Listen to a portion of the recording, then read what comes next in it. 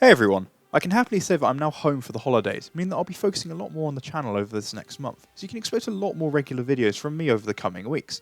Today I thought I'd make another quick video to recap some of the major Overwatch League news stories that have dropped over the past few days, starting with the really sad announcements that both Jake and Custa have retired as pro players. Jake was the first to reveal this, talking about this decision in detail and a twit longer, which like Custa's as well I'll leave a link to if you wish to read it down in the description below.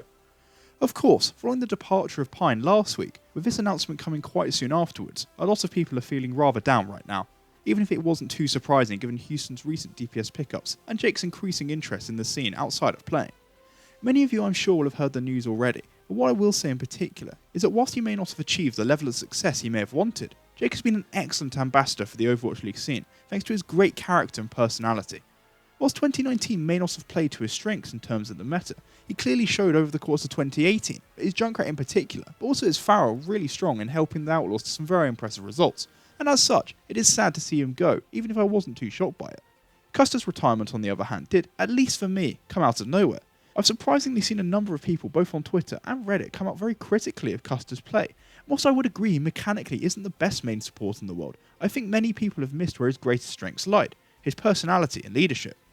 His 2019 Dennis of Elcor award alone attests to what a great person he has been both inside and outside the game, and it has been noted very publicly how significant his leadership has been both on the Valiant, leading to their late stage success in 2018, but also before that when he entered the league with Dallas, arguably keeping that team afloat after their early chaos and struggles. I'm certain that had he stayed on, he still would have been an incredibly valued part of the Valiant as the last remaining member of their old guard, but at the same time, Custa feels that it's the right time to move on, pointing out that this has nothing to do with the Valiant itself, which I think is a very nice thing of him to say, considering their questionable off-season so far.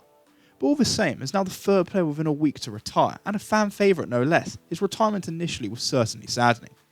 Whilst it is sad that we won't be seeing these players play in the league anymore, it did not take long for us to discover what this pair will be getting up to in 2020, with the Overwatch League announcing that the pair would be joining their talent team for next season, with Jake reprising his casting role, and Custa becoming an analyst on the desk. Over the past year, we've seen Jake increasingly show an interest and indeed gain experience casting, with his most recent opportunity coming at this year's Overwatch World Cup. Personally, I have really enjoyed his style of casting, which brings an interesting insight through his analysis into the thought processes of pro players, which I think will add another great dimension to what already is, in my opinion, a very strong group of casters. Custa, meanwhile, might not have as much previous experience, but considering his fantastic personality, as well as his deep in-game and leadership knowledge, I'm certain he'll add plenty to the desk, both in terms of entertainment as well as analysis. So I am fascinated to see what he, and indeed Jake, can do on the Overwatch League broadcast next season in 2020. Especially given that both will hopefully be involved in the talent takedown at All-Stars, which should be very fun to watch. The departure of Jake and Custa will of course dominate headlines, but across the league there have also been a number of other moves that you may have missed, and the first of these I want to discuss is the LA Gladiators signing Jaru. For those of you who didn't know, Jaru was a DPS player on Team Envy and Contenders, and now he comes into the Gladiators as their third DPS option, alongside Birdring and Mirror, seemingly finalising the Gladiators' off-season moves ahead of 2020. Speaking of Jaru himself, whilst he is not a name that is being loudly suggested, up to this point, this does not detract from the great quality and potential he has shown on heroes like Genji, Pharah, as well as many others, whilst on Team Envy, and if he can bring his best, he could end up being a brilliant pickup for the Gladiators that went under the radar of many other teams. Perhaps I would like to see the team bring in one more DPS option, given the inconsistency of Birdring and the fact that Mirror and Jaru are coming in as rookies. However, these three do appear to cover the DPS hero pool, and considering DP and his coaching staff ran extensive trials that include some other top prospects, at this moment in time, I, and indeed their fans, will need to have faith they've made the right moves, as on paper, this team could legitimately be a dark horse for it all, if every player plays up to their potential.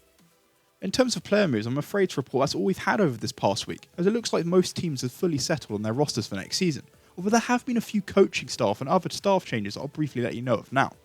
Correcting a slight mistake from my last news video, I forgot to mention that the former player manager of the New York Excelsior, Andrew, had left the team and was joining the LA Gladiators. And in his place now, the New York Excelsior have brought in Steven. I can't attest to their quality, but what I can say from the Twitter responses on these respective announcements, it seems like both of these guys are very much liked, so hopefully it should all work out well. Elsewhere, it was revealed that Avala would be joining up with the Paris Eternal as an assistant general manager. She had formerly been an assistant coach on the Washington Justice, and whilst the season may not have started the way she, or the rest of the team would have wanted, their massive improvement throughout it, culminating in a brilliant Stage 4, should certainly be noted, and hopefully this experience will be of great use to her in her new role as an assistant GM. Returning back across the Atlantic, the Boston Uprising have made their own staff addition, with Askoff joining the team as an assistant coach. For those of you who might not have heard of Ascoft, he only recently retired as a Contender's main support player for HSL Esports, having been a part of a team that surprised many by winning the most recent season of EU Contenders. Given his experience as a player, and therefore likely experience of leadership and in-game management, having played at the main support position, I imagine he will transition well to being a coach and be able to help with the Boston project next season. Last but certainly not least was the biggest coaching move of these from my perspective, as Dallas unveiled Yong as their new assistant coach heading into 2020. Yong comes from Element Mystic, like one of their player pickups, Doha, having helped coach the team for a fantastic year, where they won the first 2019 Korean Contender season, Pacific Showdown, and then the Gauntlets at the end of the year, providing a resume that clearly highlights his quality. The fact that he can come in and help the team develop should make him a massive pickup for Dallas, especially with the prior relationship he has with Doha, which should not only help the pair settle, but also allow the field to get the most out of a player that too often has been underrated, having been hidden in Sparkle's shadow, so I'm really excited to see the impact he can have on the team.